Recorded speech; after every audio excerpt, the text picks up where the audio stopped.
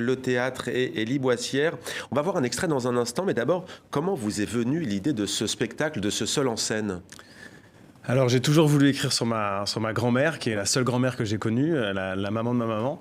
Et parce que elle était née à Oran en Algérie et on parlait jamais de ce pays, jamais de l'Algérie, c'était assez tabou. D'accord. Et chaque fois que je posais des questions, j'avais le droit à des réponses un peu énigmatiques. Évasives, laisse les morts tranquilles, ne te retourne pas sur ton passé, Oran ça n'existe pas. Donc ça a attisé ma curiosité, j'ai toujours eu envie justement de traiter ce sujet-là, de parler de ça, avec moi mon moyen d'expression qui est le jeu, l'humour, les émotions diverses et variées. Donc j'ai voulu écrire ce texte à la base pour cette raison-là. Ouais. Et on va l'entendre, cette maman, la mère d'Élie.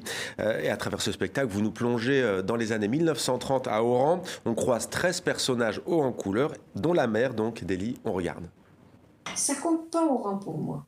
Je suis née à Oran, point. Je suis venue, j'avais 9 ans, point. Moi, ce qui compte, c'est la Bourgogne. Moi, l'Algérie, c'est là où je suis née, où sont nés mes parents, point. Mais ça compte pas pour toi. Mais non! D'ailleurs, déjà, moi, quand je suis née, j'étais française, puisque l'Algérie était française. Bon, j'ai toujours été française. On est revenu en 51, on était français, on est resté français. Et toi, pourquoi t'aimes pas qu'on te dise que t'es arabe? Mais moi, je me sens pas arabe, je me suis jamais sentie arabe. Non, mais tu vois, tu dis j'ai une voix trop loto, j'aime pas... J'aime pas ma voix. D'accord. Mais il y a beaucoup de gens qui n'aiment pas leur voix. Voilà donc pour les propos de cette mère. Alors c'est de l'autofiction, mais le point de départ aussi, c'est Élie qui se demande pourquoi cet enfant ne vient pas, qui veut réunir la famille et manque la grand-mère en fait. Hein. Tout à fait. C'est le déclic. Tout à fait. Donc juste, c'était ma grand-mère qu'on entendait. La grand-mère, ouais. Non pas ma maman. Mais oui, c'est ça. La pièce commence, le spectacle commence dans une salle d'accouchement à la maternité. Et toute ma famille est là, la famille de ma femme est là aussi. Il manque une seule personne, c'est ma grand-mère. Et j'ai l'intuition que mon enfant ne vient pas, que ma femme n'arrive pas à accoucher parce qu'il manque cette personne. Donc je décide de quitter la salle d'accouchement et d'aller voir ma grand-mère pour la confronter, pour lui dire mais qu'est-ce que tu fais, on t'attend, il manque plus que toi.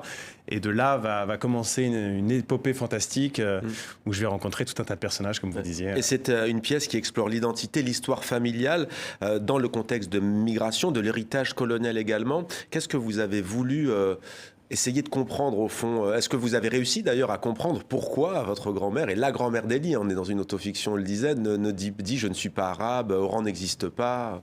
J'ai eu certaines réponses. J'ai eu aussi, j'ai fait face aussi à des silences ou à des nœuds difficiles à démêler.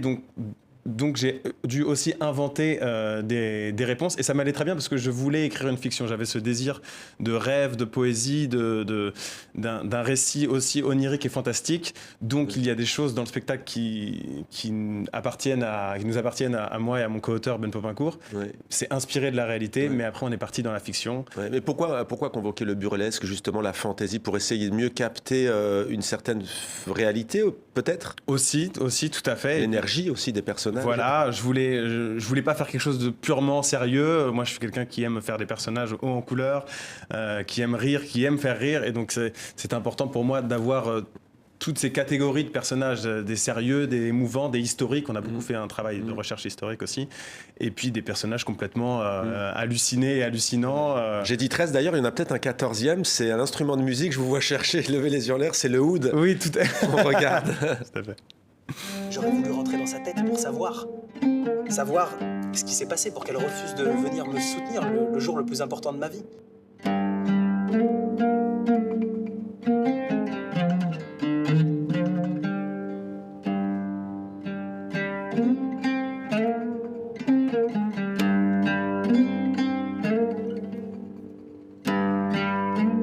L'Algérie était française, c'était la France, mon Dieu, arrête de me parler d'Oran sans cesse. Arrête de me parler d'Oran, Élie. Des musiques envoûtantes à travers le oud, qu'est-ce que ça apporte à votre spectacle? Alors, Ahmed Hamid Benfeguera, le musicien, joueur de oud, lui, il vient de la composition originale de cinéma et du jazz, donc il amène un côté onirique, il amène aussi une respiration, il amène le spectacle simplement dans une dimension encore plus vaste et plus ample que si j'étais seulement moi et mon texte et ma voix. Non, ça amène vraiment quelque chose un côté magique.